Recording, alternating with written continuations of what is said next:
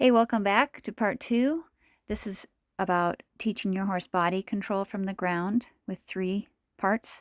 This is yielding the hips, also called hips disengage. Before we start with the horse, you're going to want to practice with a rope. It doesn't have to have a tassel on it.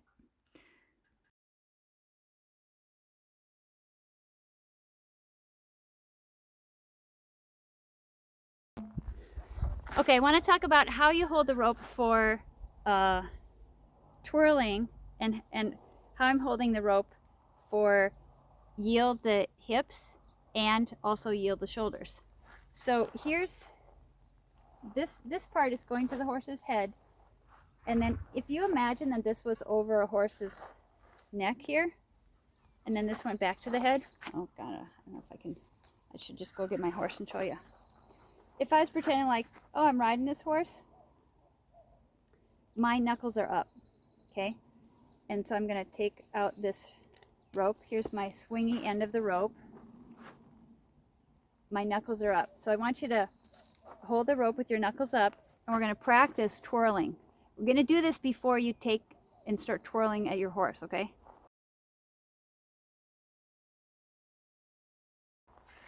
It's normal to feel awkward, but this is going to become easier, and there's so many good things about having your hands like this.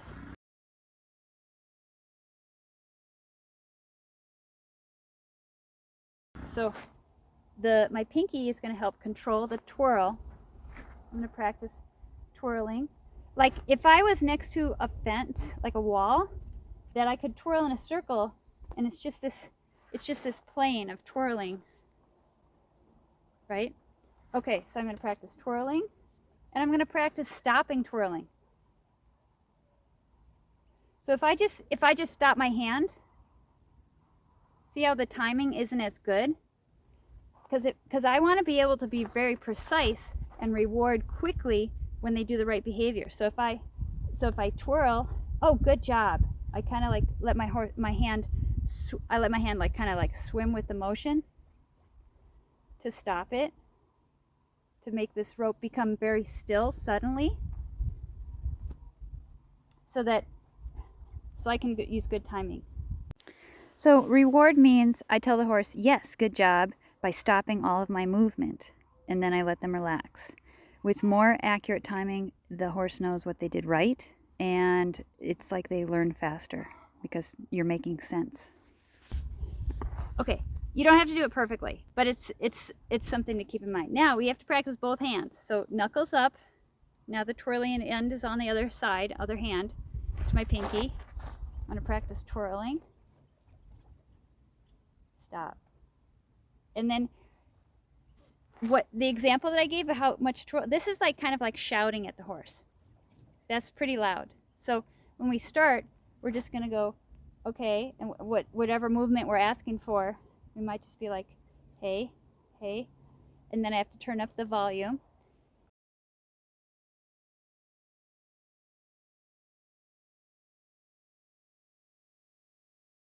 Now if I need to turn up the volume more, like let's say they aren't yielding their hips, they're not getting it, I want to make this rope longer.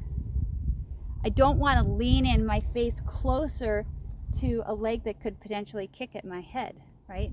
So what you're going to practice without the horse is, so I got knuckles up. As I swing this rope around, I'm going to loosen my grip here, and I'm going to allow the weight of the rope as I'm spinning to get longer. Okay, so twirling. But okay, let's imagine I'm doing disengage hip. So I've got this definite different body posture. Twirling.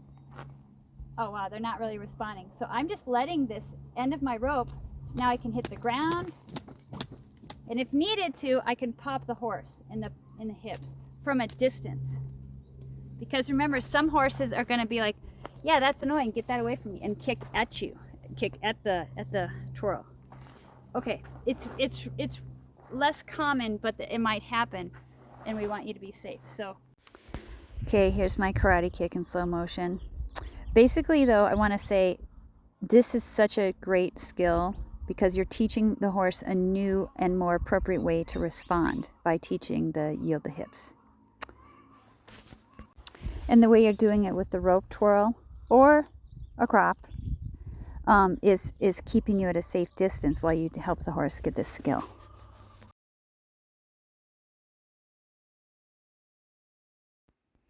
Okay, there might be one or two more things.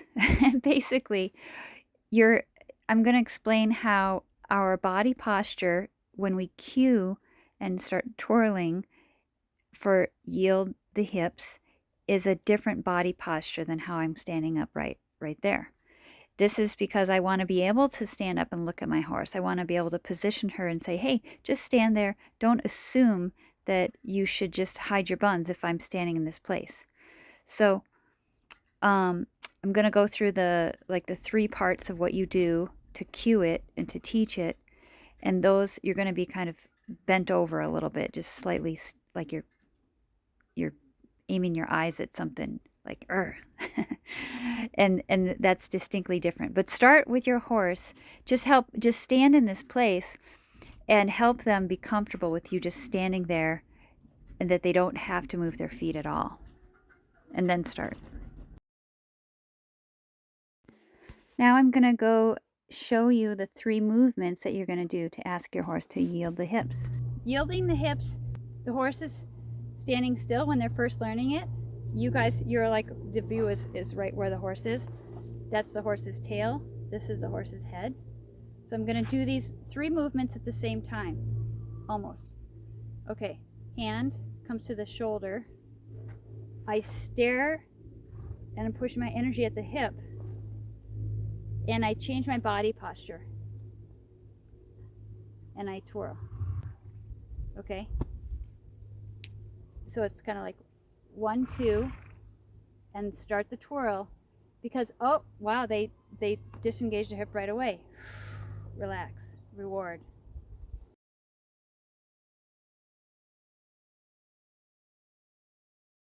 Okay, let's imagine I'm doing disengage hip. So I've got this definite different body posture, twirling. Oh wow, they're not really responding. So I'm just letting this end of my rope, now I can hit the ground, and if needed to, I can pop the horse in the hips from a distance. Because remember, some horses are going to be like, yeah, that's annoying, get that away from me, and kick at you, kick at the twirl.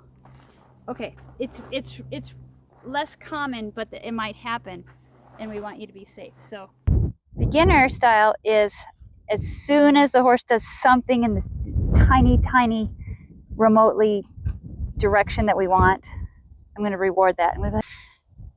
Okay, step, twirl. Good, that's fine, that's beginner. I'd be like, good job, good job. Okay, hips. Good. Let's actually now we say, oh, this horse kind of gets it. Now we're gonna ask for stepping under. Oops, I want to make sure she stands still and doesn't anticipate, because I'm still standing up tall. Good girl. Good girl, baby. I can see you feel kind of weird. Okay, hips. Good, step under. Good. Good. Okay, good job. Your horse may walk around in circles while you're asking them to yield the hip and not find the answer and not understand, what is it? So to help your horse, what you're going to do is you're going to keep on asking, keep with the twirl, keep the body posture, keep your arm to your shoulder, your hand to your shoulder. And if you need to almost kind of just a little bit pull on their head so that their head comes towards you and their hips disengage, that's great. Stand up, relax, reward. And do that a few times. You're helping your horse find the answer, and they're like, oh, this is actually what you want. And don't be afraid to make the twirling rope mean something by reaching out and just tick, first tick the ground and then maybe ticks the side of their hip. And so they're like, wait, what? And then reward, really reward, take a long pause, let them relax. For horses that are super forward, This comes into like make it into a language. It's really effective if you, after you disengage the hips where they're, if I'm the horse, here's my leg, I step under, then horses that tend to want to just always walk forward, always run forward, after you do this movement, do rope wiggle for backup. Okay, I hope I've given you enough details and that you can organize them into your thoughts. You know, there's that PDF download that's free.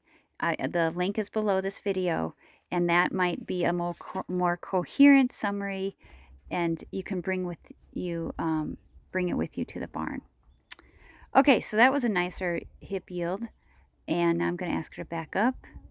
Not a great quality, but for some reason I decided to go on the side. Cool. So you can see the combo of hip yield and then back up. Now I'll see you at the video where we talk about how to teach yield the shoulders. This is super valuable, and after that, at the end of that video, I'll spend a little bit of time showing you how you can put all three together. Okay, PDF link is down below, and I will see you guys for part 3.